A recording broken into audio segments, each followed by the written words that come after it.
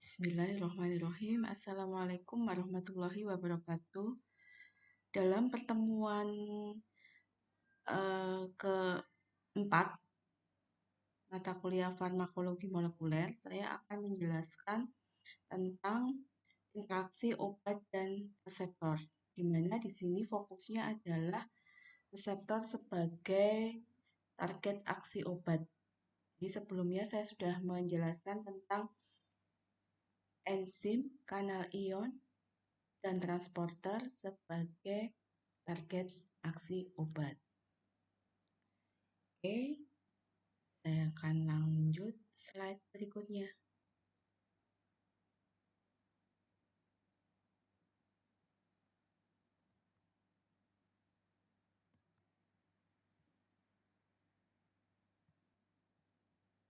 Oke, melanjutkan slide berikutnya.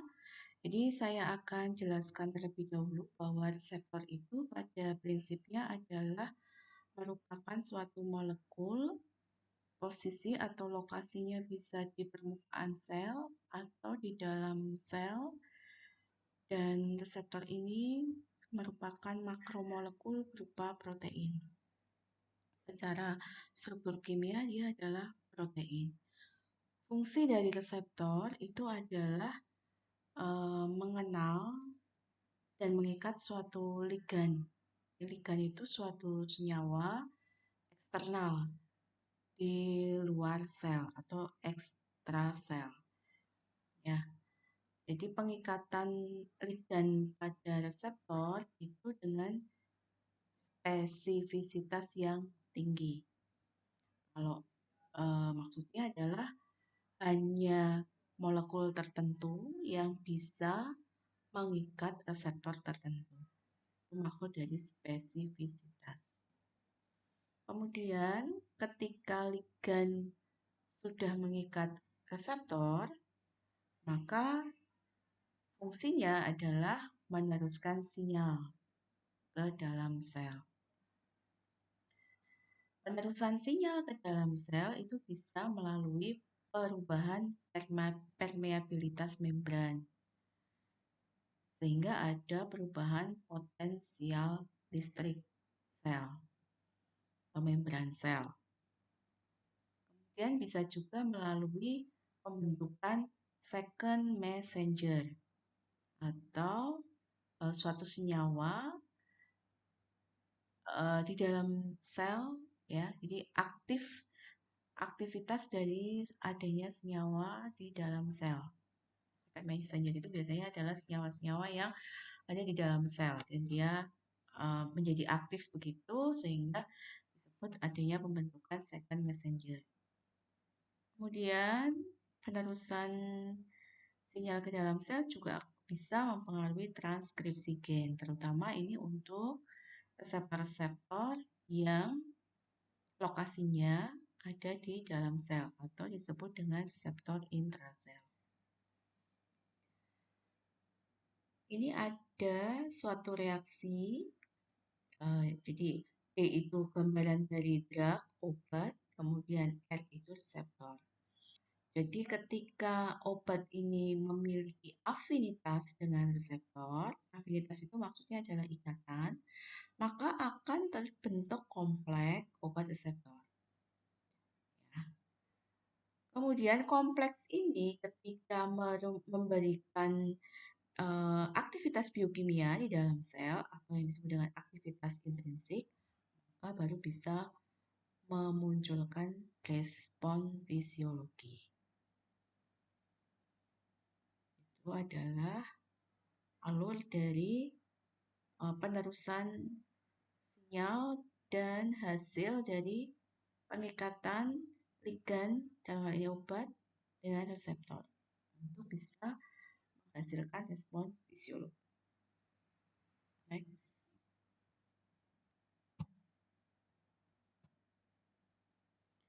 Kemudian ini saya akan jelaskan tentang ligan apa saja yang dapat mengikat reseptor dan mempengaruhi aktivitas sel.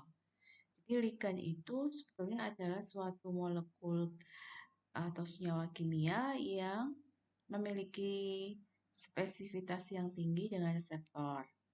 Ligand bukan hanya obat, tetapi bisa juga senyawa-senyawa endogen di dalam tubuh.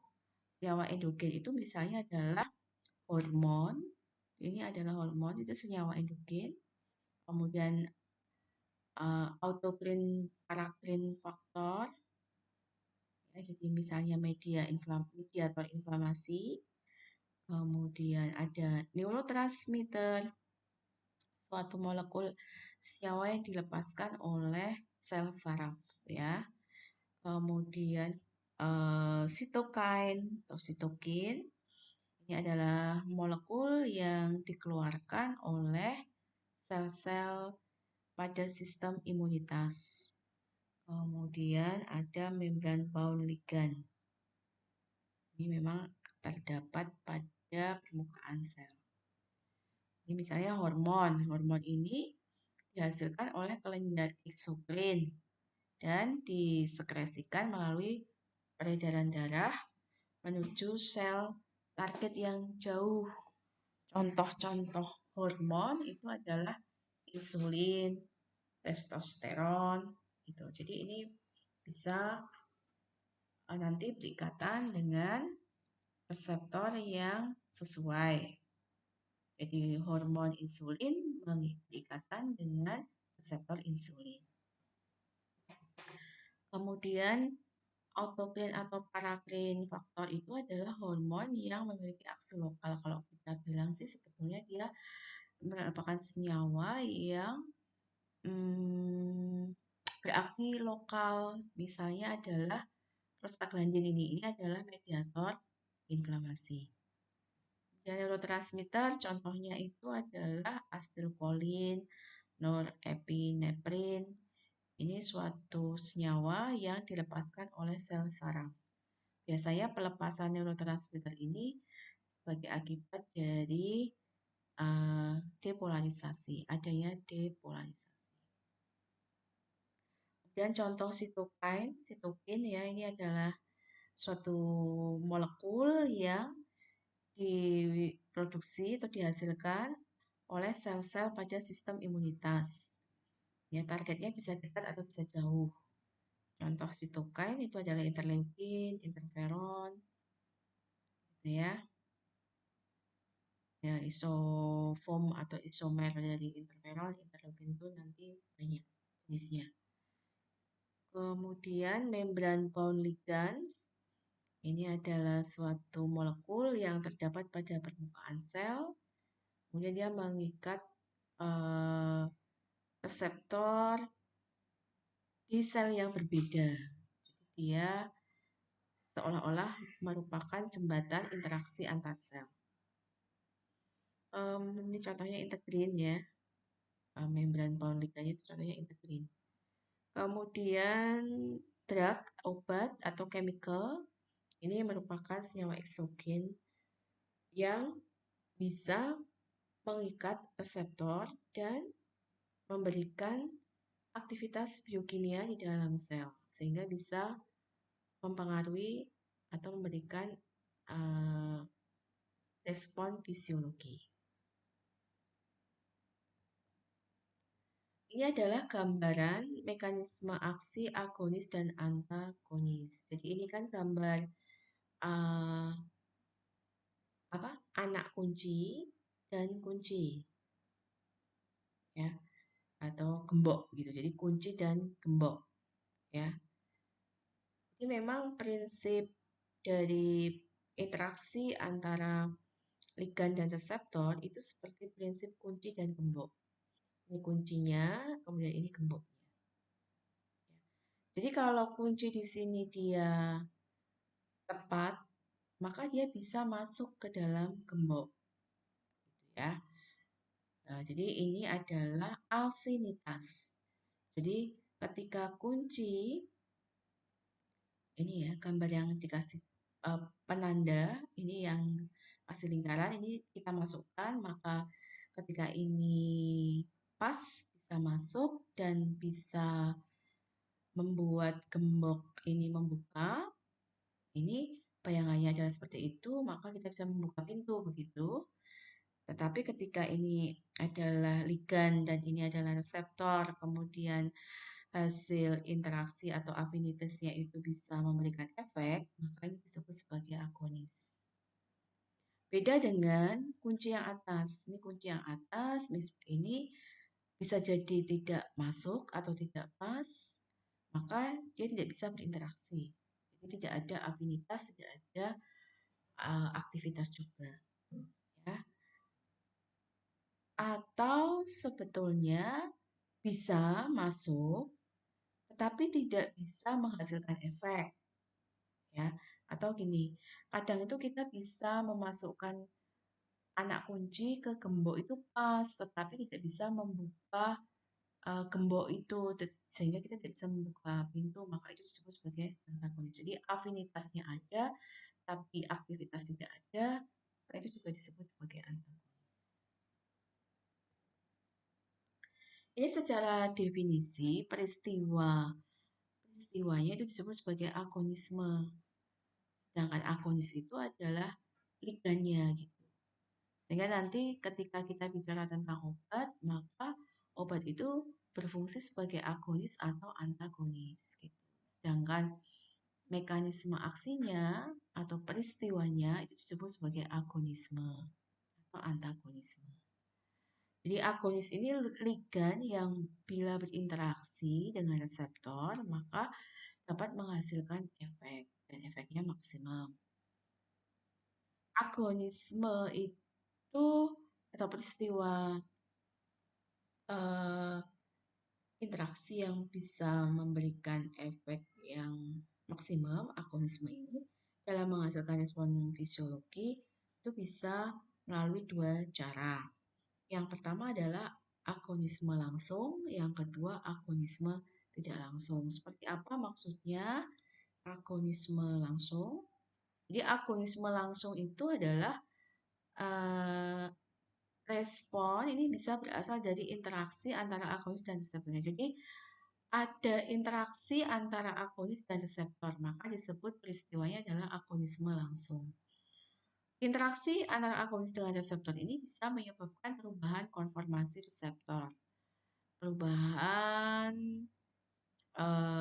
bentuk gitu, konformasi dari reseptor. Sehingga reseptornya bisa menjadi aktif, menginisiasi proses biokimia di dalam sel, kemudian nanti akan memberikan aktivitas atau respon fisiologi. Interaksi ini sebetulnya bisa berupa stimulasi atau penghambatan gitu. Maksudnya adalah hasil yang dikehendaki itu adalah sesuai dengan yang diharapkan, itu stimulasi atau inhibisi gitu, inhibisi dari respon seluler.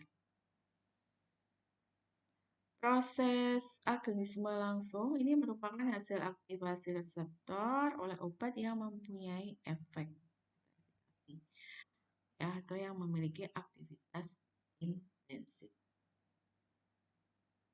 Contohnya adalah aktivasi adrenalin terhadap reseptor adrenergik.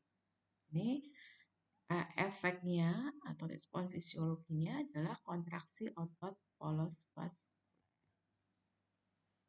Jadi adrenalin ini hormon, neurotransmitter, maaf, neurotransmitter karena biasanya ini dikeluarkan oleh sel saraf, kemudian nanti dia berinteraksi dengan reseptor yang spesifik, dalam hal ini adalah reseptor adrenergik, kemudian menghasilkan efek kontraksi otot polos vaskuler.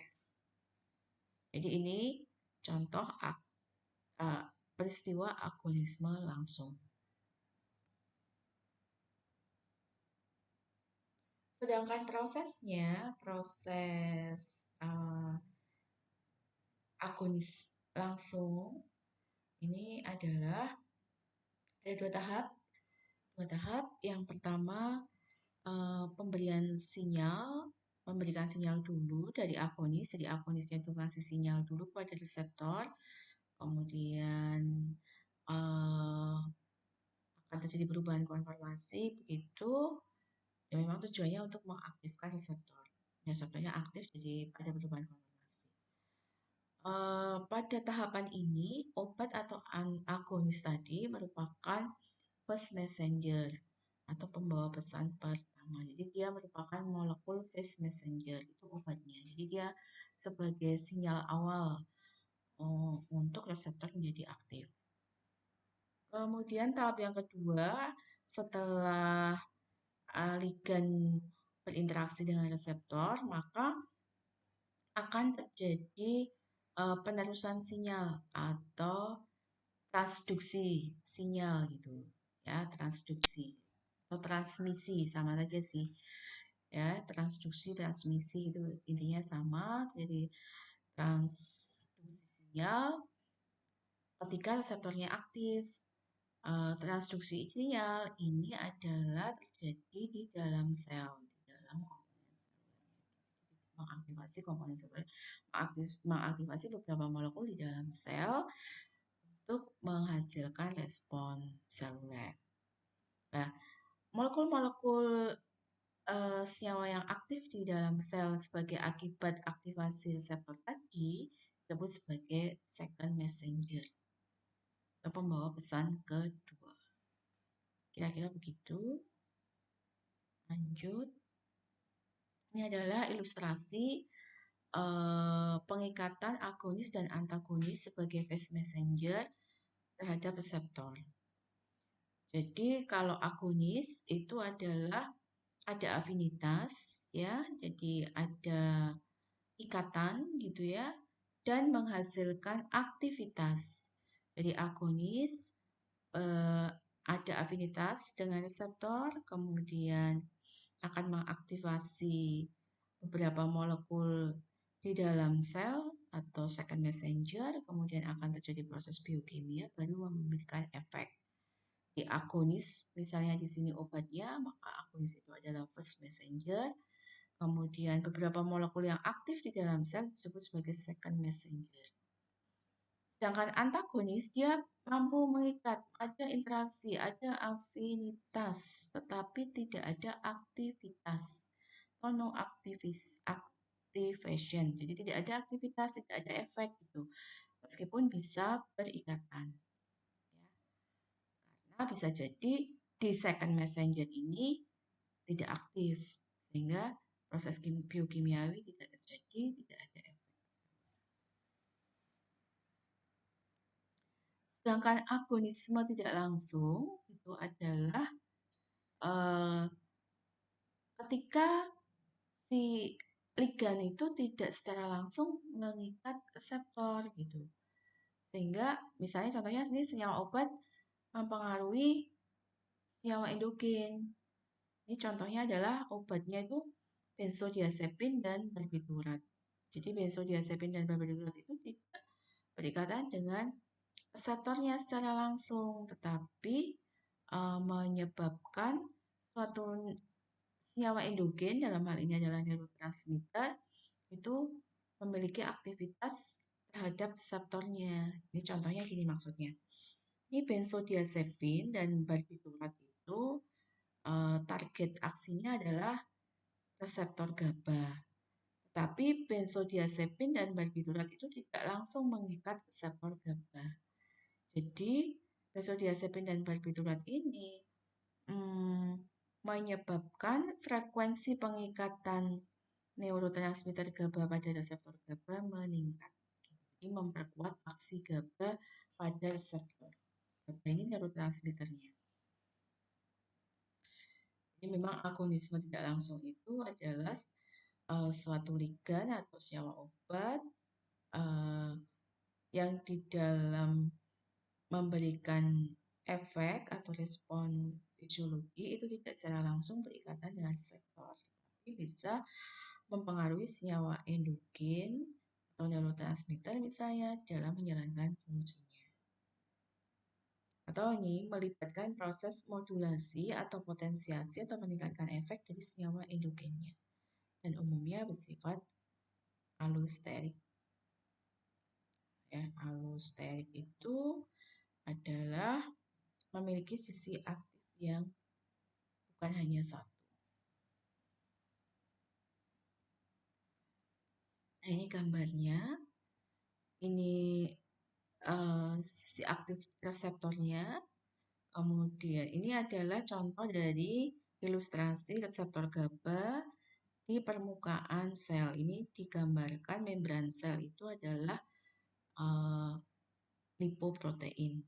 Ini ada lipoprotein membran sel itu, kemudian ini reseptor GABA.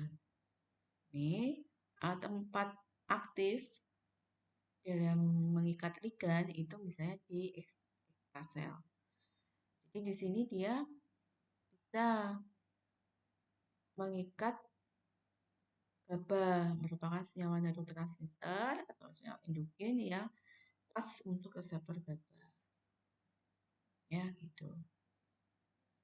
Nah, mekanisme aksi dari benzodiazepin itu golongan obat ya.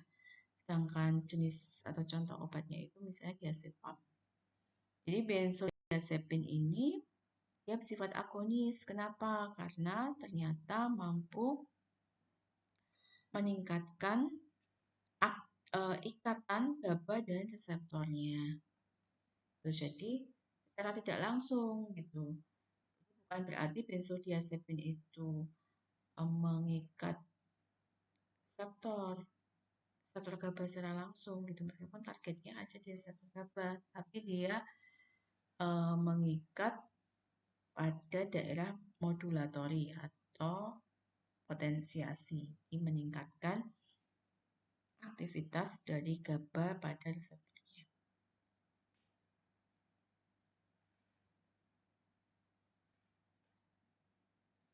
Kemudian ini adalah ilustrasi tentang spektrum aktivitas dari ikatan ligan dan reseptor.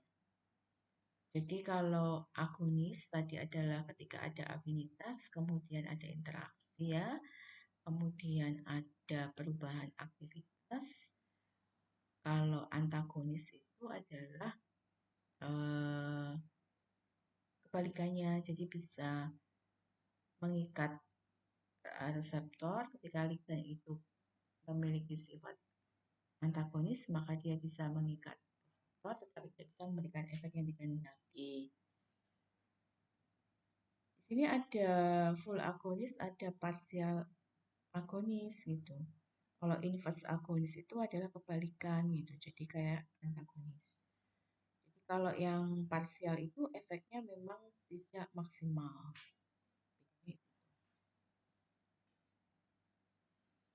Ini kita lanjut ke antagonis. Di antagonis ini adalah antagonisme ya, peristiwa manakala suatu senyawa menurunkan aksi suatu agonis atau ligan di dalam menghasilkan efek. Sedangkan senyawanya disebut sebagai antagonis.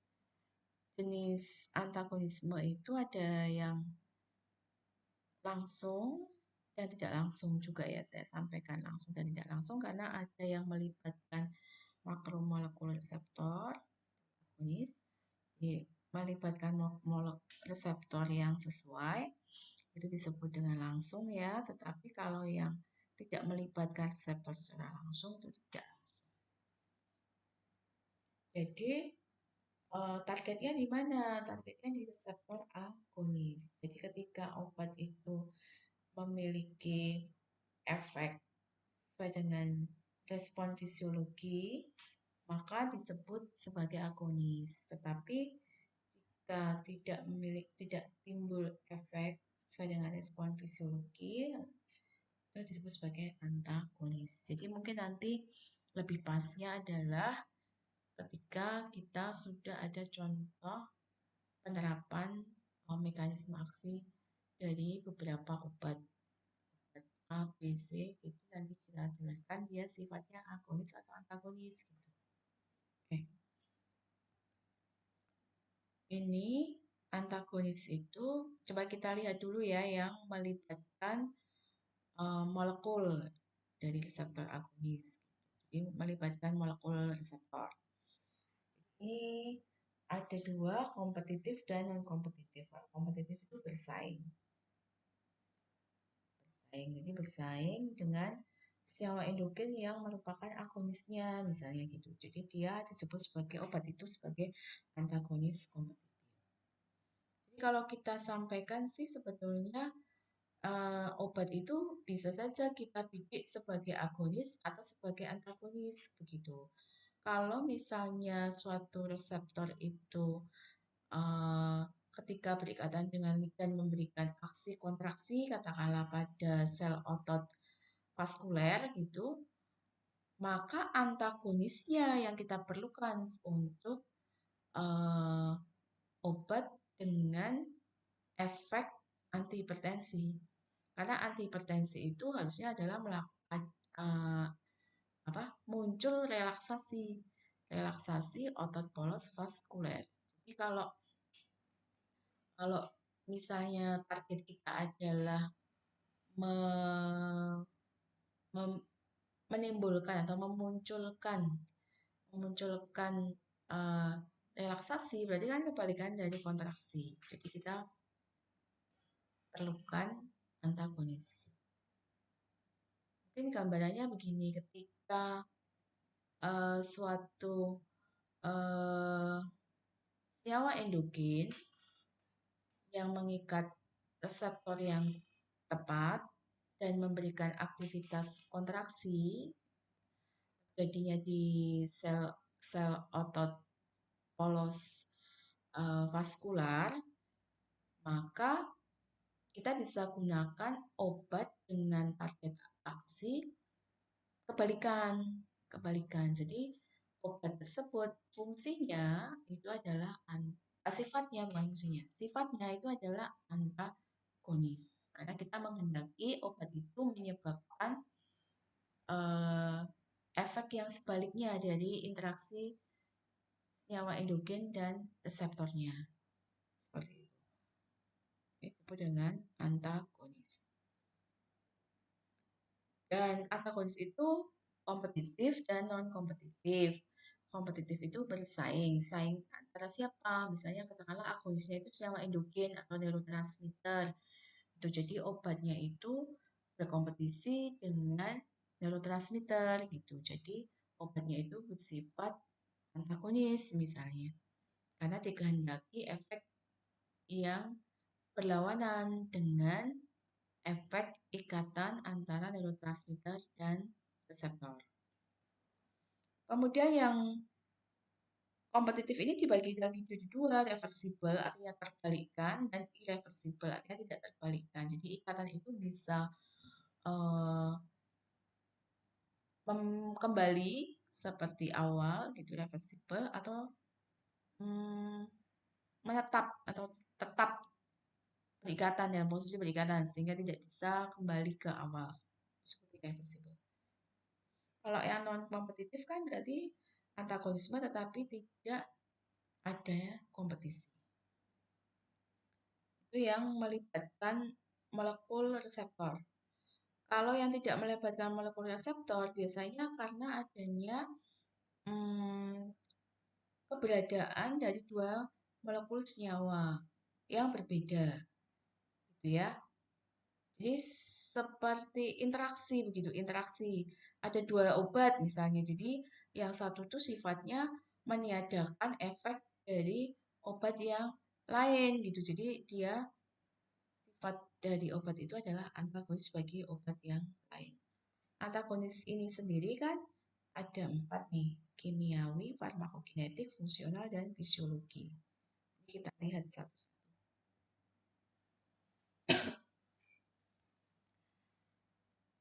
Ini kita lihat dulu yang tidak melibatkan molekul reseptor, jadi tidak melibatkan reseptor gitu. Jadi ini contohnya adalah antagonis kimiawi. Antagonis ini terjadi pada dua senyawa yang mengalami reaksi kimia pada suatu larutan atau media sehingga mengakibatkan efek obat berkurang. Ini contohnya itu begini. Tetrasiklin diberikan bersamaan dengan antacid. Di mana antacid itu ada kandungan logam bervalensi 2 dan 3, misalnya aluminium hidroksid, magnesium hidroksid, begitu ya. Ketika ini diberikan bersamaan dengan tetrasiklin, maka obat yang dengan kandungan logam bervalensi 2 atau 3 ini, misalnya antacid itu, dia sebagai antagonis bagi tetrasiklin. Jadi dia antagonis kimia, karena efek dari tetrasiklin akan berkurang. Sebetulnya mekanisme pengurangan efek itu karena terjadinya kelat. Jadi si tetrasiklin ini akan membentuk kelat. Kelat itu berarti semacam penggabungan begitu ya antara tetrasiklin dan logamnya itu, sehingga tetrasiklin menjadi susah diabsorpsi. Kalau tetrasiklin susah diabsorpsi, maka efeknya akan menurun. Tapi peristiwa penurunan efek dari tetrasiklin ini disebut sebagai antagonisme kimiawi.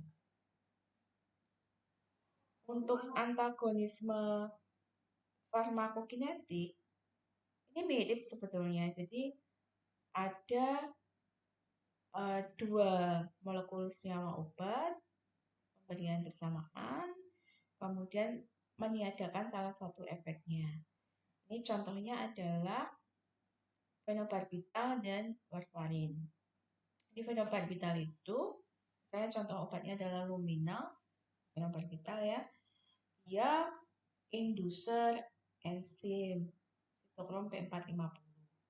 Fenobarbital ini dia menginduksi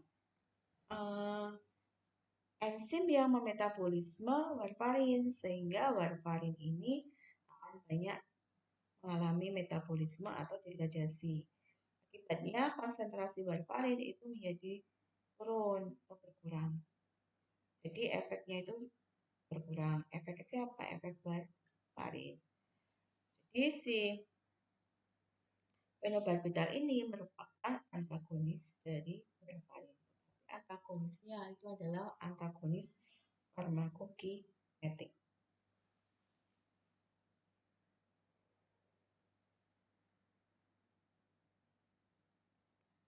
Kemudian yang ketiga adalah antagonisme fungsional atau fisiologi. Jadi antagonisme ini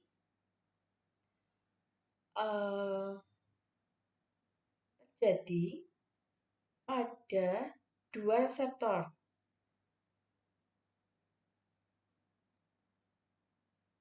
Jadi sebetulnya dua agonis bekerja pada dua reseptor yang berbeda, tapi efeknya itu saling berlawanan. Ini pada fungsi fisiologi yang sama. Ini contohnya itu adalah antagonisme antara histamin dan alfa-1 adrenergic atau phenylephrine. Ini memang reseptornya berbeda, tapi pada fungsi fisiologi yang sama. Jadi antagonismenya adalah antagonis fungsional. Jadi sistem selnya itu sama, fungsi fisiologinya sama, tapi sebenarnya reseptornya sudah berbeda. Yang satunya reseptor histamin, yang satunya reseptor adrenergic. Tapi efek ketika ini digunakan secara bersama, efeknya itu saling meniadakan. Jadi si histamin itu vasodilatasi, kemudian phenylephrine vasokonstriksi. Di mana ini terjadi? Di sel-sel pembuluh darah. Kemudian antagonis fisiologi. Kalau fungsional itu tadi dalam sistem sel yang sama, dari dalam sistem yang sama, tapi kalau fisiologi itu dalam sistem yang berbeda. Jadi kalau keberadaan dari reseptor itu berada pada sistem yang berbeda. Contohnya adalah glikosida jantung, ini obat jantung, dengan dehidralasin, ini adalah obat antihipertensi. Jadi glikosida jantung itu efeknya menaikkan tekanan darah, di mana dia kerjanya, mekanisme kerjanya di miokard. Miokard itu otot jantung. Sedangkan di hidralasin ini terjadinya di vaskuler atau pembuluh darah.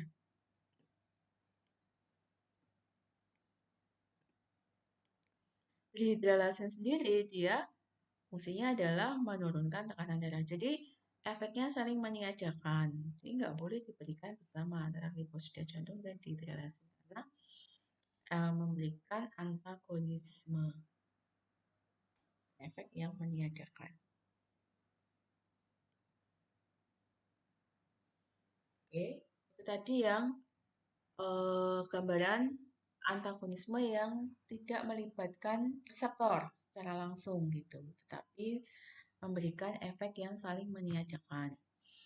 Dan kita lanjut jelaskan tentang mekanisme antagonis yang melibatkan makromolekul reseptor atau melibatkan reseptor secara langsung. Jadi ada antagonis kompetitif. Jadi, kompetitif itu kan bersaing gitu. Jadi agonis dan antagonis ini bersaing memperebutkan kedudukannya pada reseptor. Jadi kenapa? Karena memiliki sisi ikatan yang sama. Jadi misalnya satu obat dia memiliki ikatan yang sama dengan obat yang satunya atau dengan senyawa endogen. Begitu dengan senyawa endogen yang ada, maka obat ini ketika memiliki sifat antagonis, maka akan memberikan efek fisiologi yang tidak sama dengan agonis ketika agonis atau senyawa endogen berikatan dengan reseptor.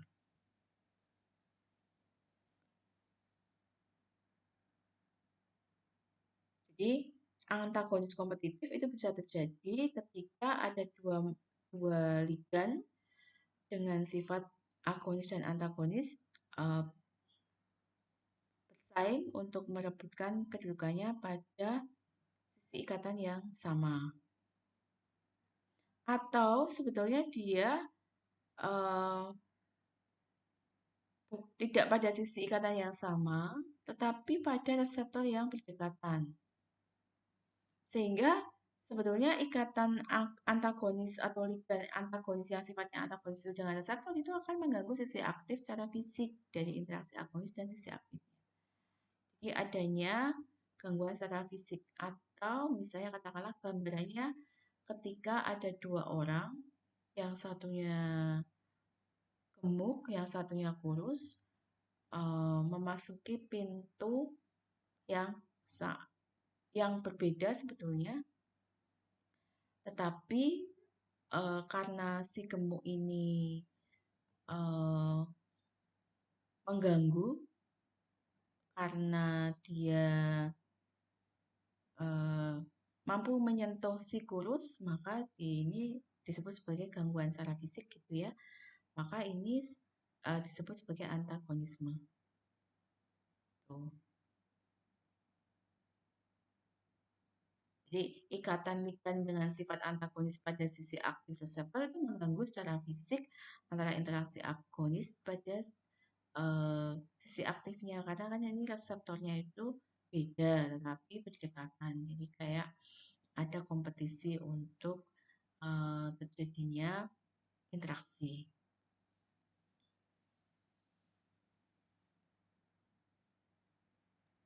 Maaf. Ini kalau yang saya jelaskan tadi itu bukan pada reseptor yang berbeda, tetapi pada reseptor yang sama, tetapi sisi aktifnya itu berdekatan gitu. Jadi contohnya itu ini ya. Ketika kita duduk dalam satu meja yang sama, kemudian si gendut dan si kurus, maka si gendut ini akan mengganggu aktivitas gerak dari si kurus, misalnya, karena terlalu lebar misalnya.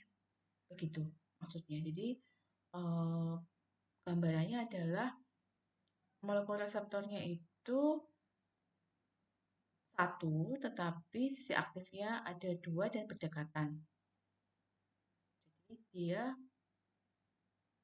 salah satunya itu mengganggu aktivitas interaksi ligan dan reseptor. Sisi aktif dalam reseptor tersebut. Kemudian ada juga yang pada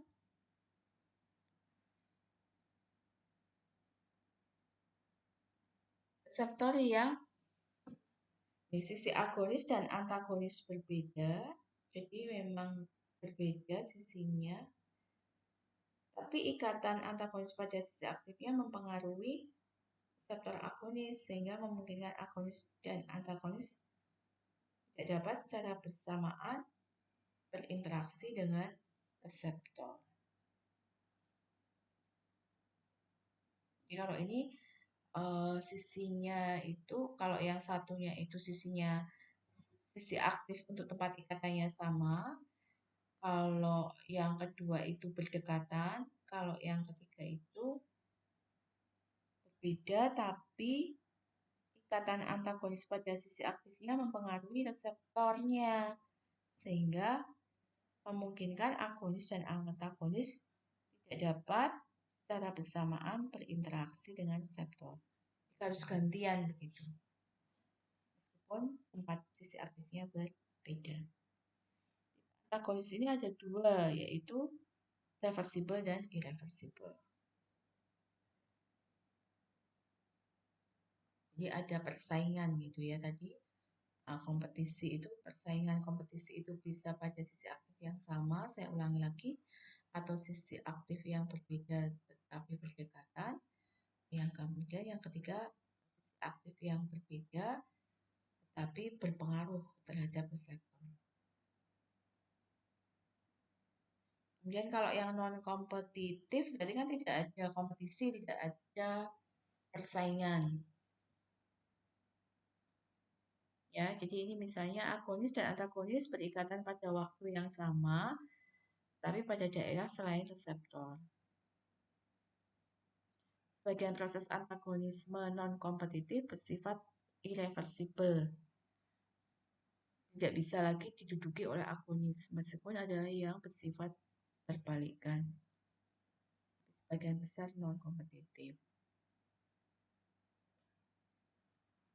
Contohnya adalah obat papaverin dan histamin. Ini pada reseptor histamin otot polos trakea.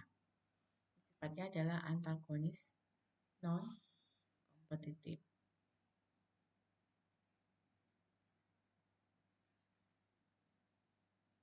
Semoga bisa membedakan antara sifat agonis dari suatu ligan dan antagonis.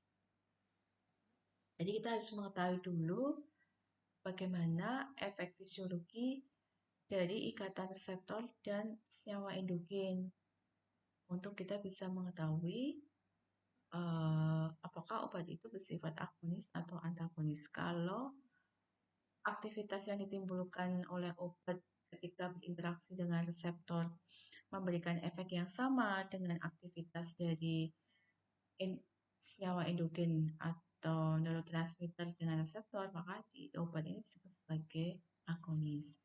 Tapi ketika memberikan aktivitas yang berlawanan dengan interaksi antara senyawa endogen dan reseptor, maka disebut sebagai antagonis.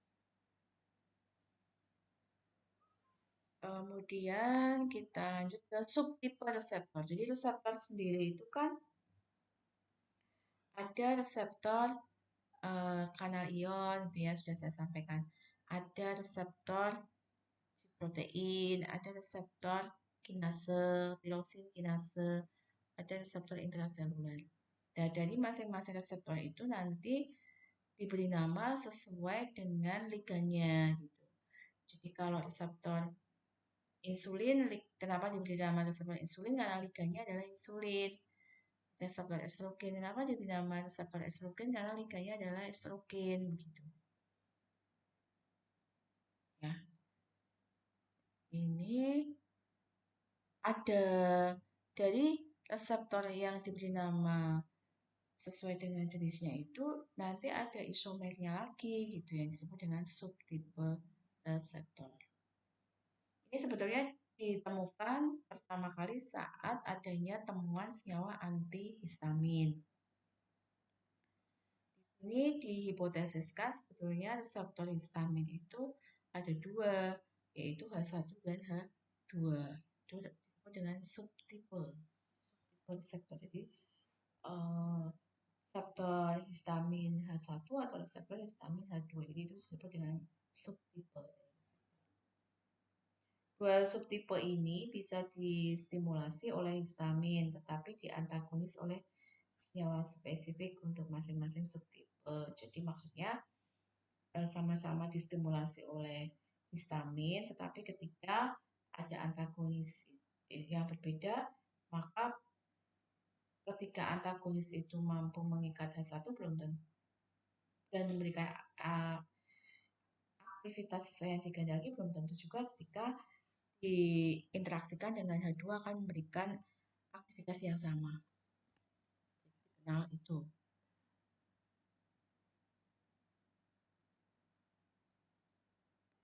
Sedangkan dengan adanya pengembangan ilmu biologi molekuler, maka sebagian besar reseptor baru ditemukan berdasarkan adanya penemuan gen baru. Ini contohnya adalah ditemukan lagi reseptor H3 dan H4. Ini contohnya adalah D1 dopamin. Di dopamin itu ada D1 sampai D5. Acetylcholine muscarinik atau nikotinik. Muscarinik ada M1 sampai M5. Reseptor adrenergic itu ada alpha 1, alpha 2, ada beta 1 dan beta 2. Itu yang disebut dengan subtipe reseptor.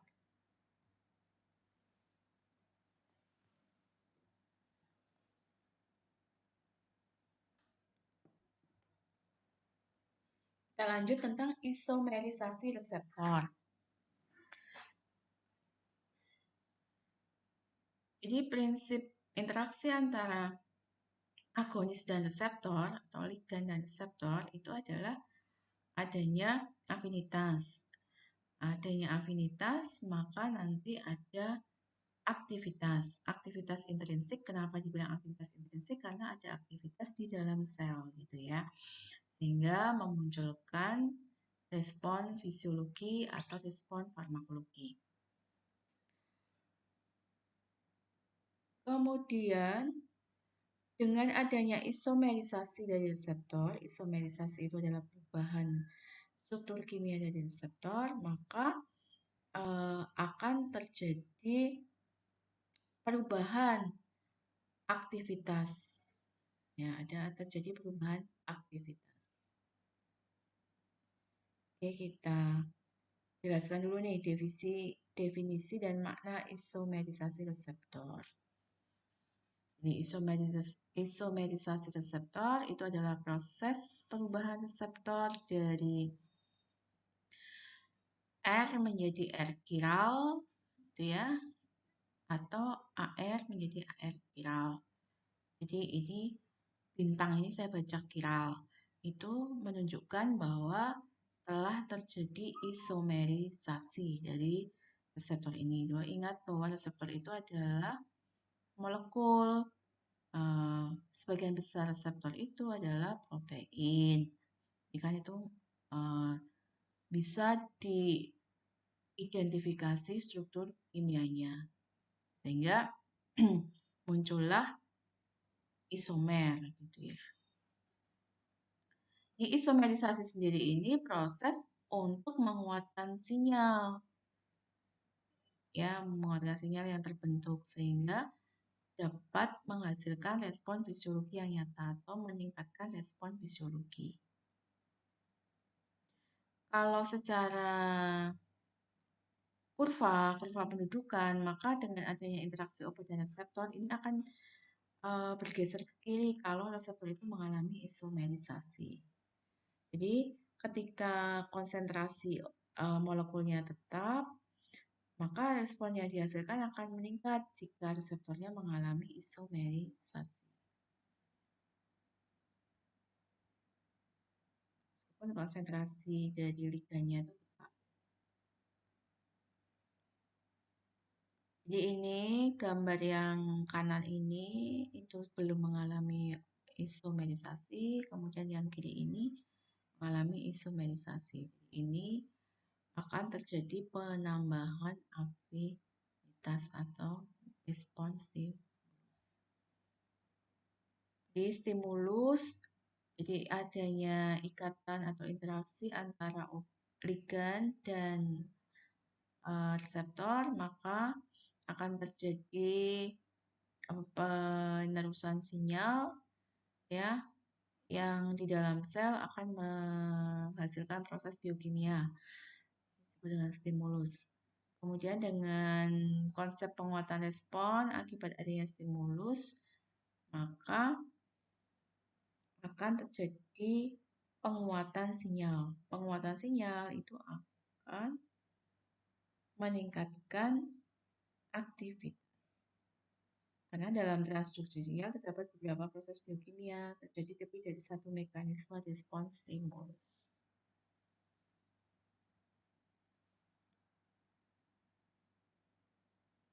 Jadi mekanisme respons stimulus itu mekanisme penguatan respon akibat adanya stimulus dari proses biokimia sebelumnya.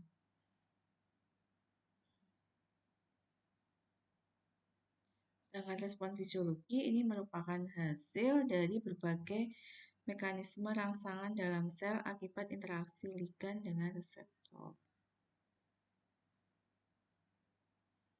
Setiap langkah perangsangan mengacu pada mekanisme respon stimulus. Tadi ada dua kurva.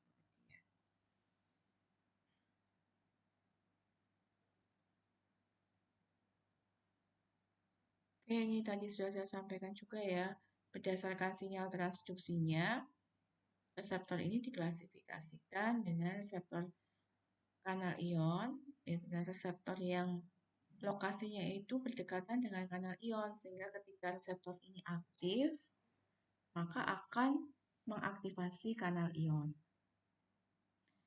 Jadi, beberapa ligand atau obat itu secara tidak langsung mengaktifasi kanal ion, tetapi targetnya itu sebenarnya dari obat itu bukan di kanal ionnya seperti yang sudah saya jelaskan di materi pertemuan sebelumnya. Tetapi si obat itu targetnya pada reseptor memang, tetapi kaskade transduksi dari sinyal itu melibatkan kanal ion dalam memberikan perubahan aktivitas biokimia di dalam sel. Ini reseptor ini sering disebut sebagai reseptor ionotropik.